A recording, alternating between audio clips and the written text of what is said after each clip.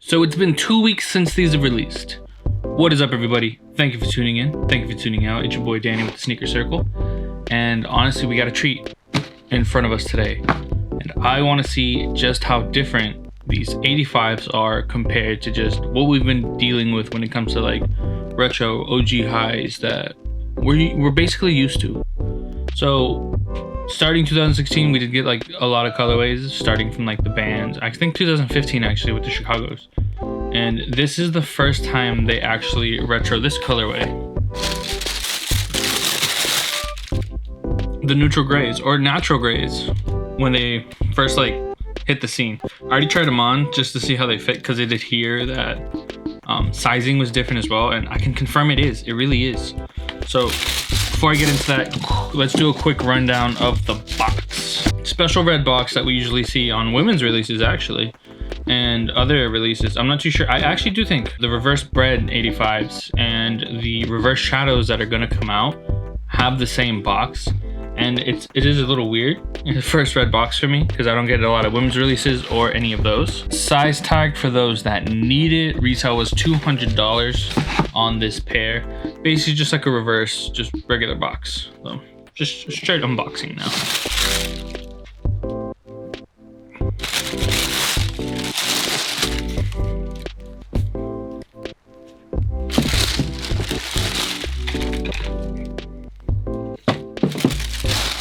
So tissue paper is kind of fire. It has that original Wings logo 23 and then Jumpman that we didn't see until the Air Jordan 3s actually.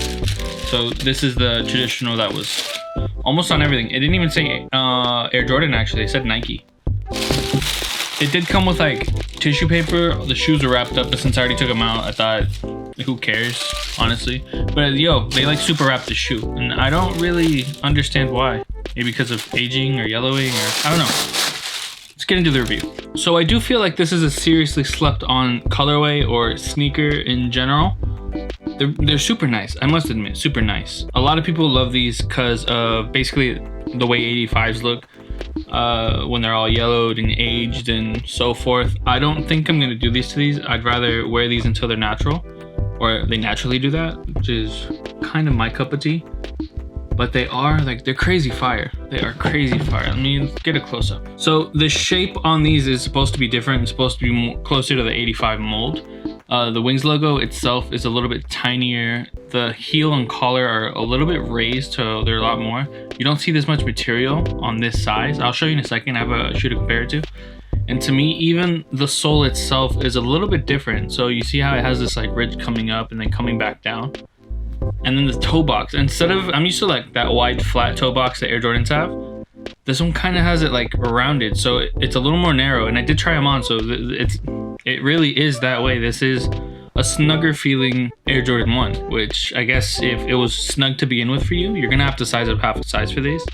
I know a lot of people that I personally know had to size up half a size for these, but since I'm kind of in that size 10, size 10 and a half realm, I could fit these on and wear them a little bit loose and be basically good. Getting into the left shoe, let's just look real quick. The original 85s didn't have this material. It had more of like a grip taping material, but I'm kind of glad they added this suede.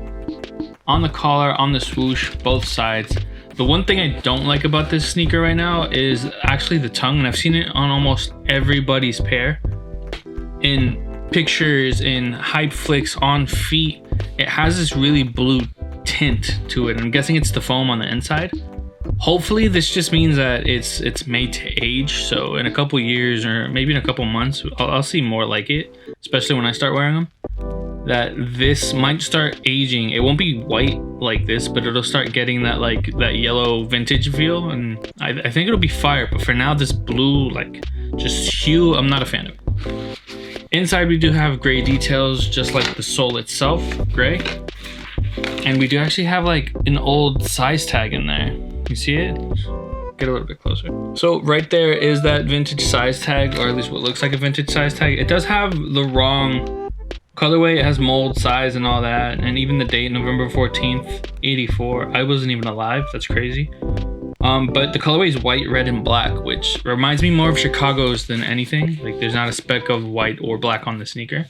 The vintage hang tag is so nice. I'm not ripping this. I'm I'm gonna unlace or unknot this and just keep this as is. That's so sick. Here's a quick look at the pamphlet itself.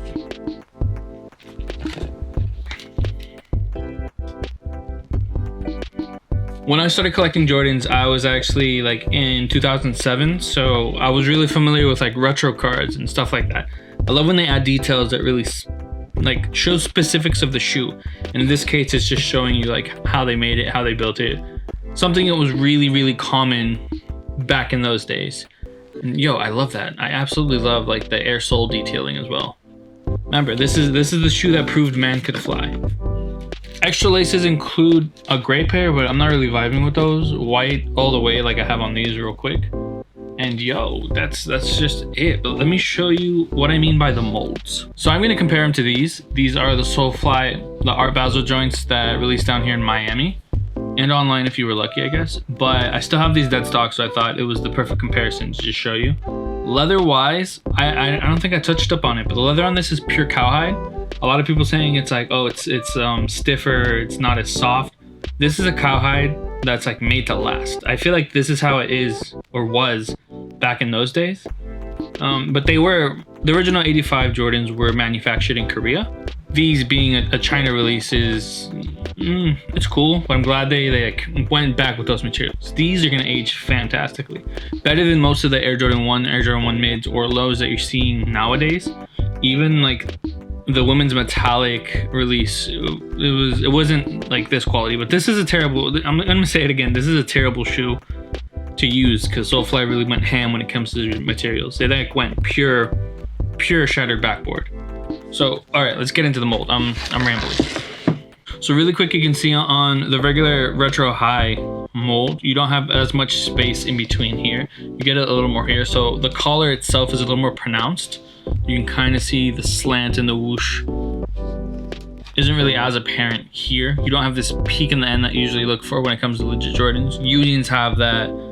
Any right general release has that when it comes to retro highs. Maybe not mids, maybe not lows, stuff like that, but that's obvious. So the biggest part is not only this collar, but the actual shape of the shoe is different. So if I just pop it up like this, you'll see that these are just, it's a little more like tubular, and this is a little more flat. You normally want to see flat ones on any of the retros that are out there that exist. Again, let me get as close as possible. Boop. Then let me show you right there. So it does give you like more of a narrow feeling, I guess fit in general. All in all, it's a sick shoe. Like let me show you side by side like this. Boom, you still see how the 85 just peaks right over. On the back, I'm pretty sure that hasn't changed too much. Yeah, that's not too much. Let me even this out. Oop, I guess right there. So the slant's still the same, but that 85 just sits a little bit higher. And you're definitely gonna feel that when it comes to just being wrapped around your ankle. That's gonna be a lot nicer. So let's look at these one more time. Another detail I wanted to talk about that they included was that actual size and serial print right there. So that 10.5, 200, obviously the code that goes along with it. I guess if you need it for legit checking purposes, well, that's it. That's not the craziest to like fake though, so don't base everything off of that. The only ever shoe that tried to replicate that were actually the Breads or the Bands from 2016, but they kind of, I don't know. It's a lot bigger on the 2016s. This is a pair directly from Foot Locker, and this is a pair from Bait, actually, a raffle win. Shout out to Bait, love you guys. And I don't know, now seeing like how it's supposed to be, like the smaller fonts, the bigger font kind of looks a little goofy in my opinion, but it's still cool. Still love these shoes. I'm gonna wear these to the ground. Look forward to it, I guess. And that's gonna be it. One last look around before I end this video. Here you go.